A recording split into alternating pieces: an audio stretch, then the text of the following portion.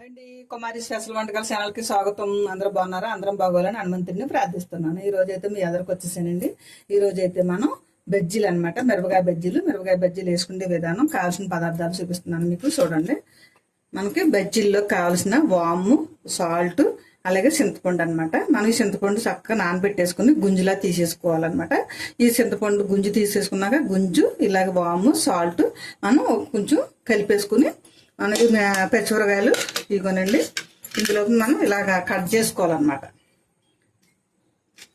ఇలా కట్ చేసుకుని మనం గింజలు, లోపల ఉన్న గింజలు శుభ్రంగా తీసేసుకోవాలి. ఎందుకంటే లేకపోతే బాగా ఘాటుగా ఉంటుంది అన్నమాట. ఇలా తీసేసుకుంటే మనకి లోపల గ్యాప్ ఉత్తుతో ఉంటుంది కదా, మనం ఇది మొత్తం అంతా కలిపేసుకుని మనం ఈ మూడు కలుపుకుని చింతపండు నానబెట్టుకుని గుంజి తీసేసుకున్నాక కలుపుకున్నాక ఇదిగో చూడండి, నేను ఆల్రెడీ పెట్టాను. ఇదిగో మనకి చింతపండు, అలాగే వాము, అలాగే సాల్ట్ కూడా కలుపుకుని పెట్టినాయి అన్నమాట ఇవి మనకి. అలాగే ఇప్పుడు దీనికి కావాల్సింది శనగపిండిలో కొద్దిగా సాల్ట్, కొద్దిగా మనం తినే సోడా అన్నమాట. మనకి ఇదిగో సోడా అయితే ఇదైతే మనకి సరిపోద్ది. అలాగే సాల్ట్, మనకి టేస్ట్ తగ్గ సాల్ట్ అనమాట వేసుకుని చక్కగా నీళ్ళు వేసుకుని కలుపుకోవాలి. పిండి కూడా మనం ఎంతవరకు కలపాలో మీకు చూపిస్తాను చూడండి. పిండిని చక్కగా సాల్ట్ను మనం సోడా వేసాం కదా, ముందు అయితే పిండి అంతా కలిపి ఇలాగ వేసేసుకుని ఇది వాటర్ పోసుకుని చక్కగా కలుపుకోవాలన్నమాట. కలుపుకోవాలి.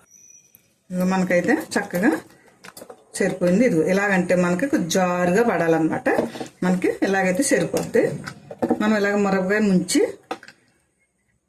ఇలా ముంచామంటే దీనికి ఇలాగ అంటుకుని ఇలా కారుతుంటే మనకి ఇలా సరిపోద్ది అనమాట. లేదంటే మరీ దలసరగా పెట్టేసినా ఉడకదు, అలాగే మళ్ళీ పలసగా ఉన్న మిరపకాయకి అంటుకోదు అనమాట. మనకి ఇలాగైతే సరిపోద్ది. నేను ఇప్పుడైతే బాణీ పెట్టేసుకుని నూనె కూడా పొయ్యి మీద పెట్టేసుకున్నాను. చూడండి, మనకి నూనె అయితే కాగింది. మనం దీంట్లో ఇలా అడిగిన ఇలా ఒకసారి ఇలా పాముకోవాలన్నమాట. బాగా మరిగిపోనివ్వకూడదు ఒకేసారి, ఎందుకంటే మాడిపోద్ది, ఉడకదు అనమాట. మనం తీసినప్పుడు ఈ వారిని కొంచెం ఇలాగ అనుకుంటే వెనకాల కొద్దిగా మనకి పచ్చిమిరకాయ కూడా ఏగిద్ది అనమాట.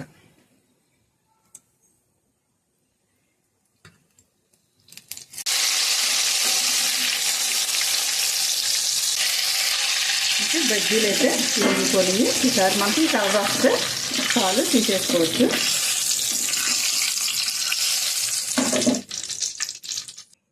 మనకి బజ్జీలు అయితే రెడీ అయిపోయి మనం అందులోకి ఉల్లిపాయ, అలాగే కొంచెం సాల్ట్, కొద్దిగా కారం, నిమ్మకాయ పిండుకుని మనం మూడన్నీ కలిపేసుకుంటే చక్కగా మనం బజ్జీ కూడా కట్ చేసుకుని అందులో పెట్టుకుంటే కారంగా బాగుంటాయి. కొంతమంది అయితే ఏడు శలగులు కూడా వేసుకుంటారు, అలా కూడా బాగానే ఉంటాయి అన్నమాట. మీ ఇష్టం అండి, కావాలితే మీరు వేసుకోండి, నేనైతే వేయట్లేదు. మనం దీన్ని ఇలా కలుపుకుని మనం బజ్జీలను కట్ చేసుకుని మనం బజ్జీల మధ్యలో కూడా పెట్టుకుందాం. పెట్టేసుకుందాం. ఇదండి చక్కగా మనకి మిరపకాయ బజ్జీలు అయితే రెడీ అయిపోయి, ఉల్లి బజ్జీ, అలాగే మనకి వాము బజ్జీలు అనమాట. చాలా బాగుంటాయి. మనకి ఇలాగ అరుగుదలకు కూడా బాగుంటుంది అనమాట. వాము, అలాగే మనం చింతపండు, ఉప్పు పెట్టుకున్నాం కదా. మనం బయట కొనుక్కుంటే అయితే కొంతమంది కొన్ని రకాలుగా చేస్తుంటారు. మన ఇంట్లో ఓన్లీ మనం ఇంట్లో చేసుకున్నాం కాబట్టి ఫ్రెష్గా బాగుంటుంది అనమాట అండి. కావాల్సిన పదార్థాలు తయారు చేసే విధానం చూపించాను కదా మీకు. మీరు కూడా ఎలా తయారు చేసుకుంటానండి, చాలా బాగుంటుంది, ఆరోగ్యంగా కూడా మనకి ఉంటుంది అనమాట. ఓకేనండి, నచ్చితే కనుక షేర్ చేయండి, బెల్ ఐకాన్ నొక్కండి, సబ్స్క్రైబ్ చేసుకోండి. ఓకే అండి, బాయ్ అండి.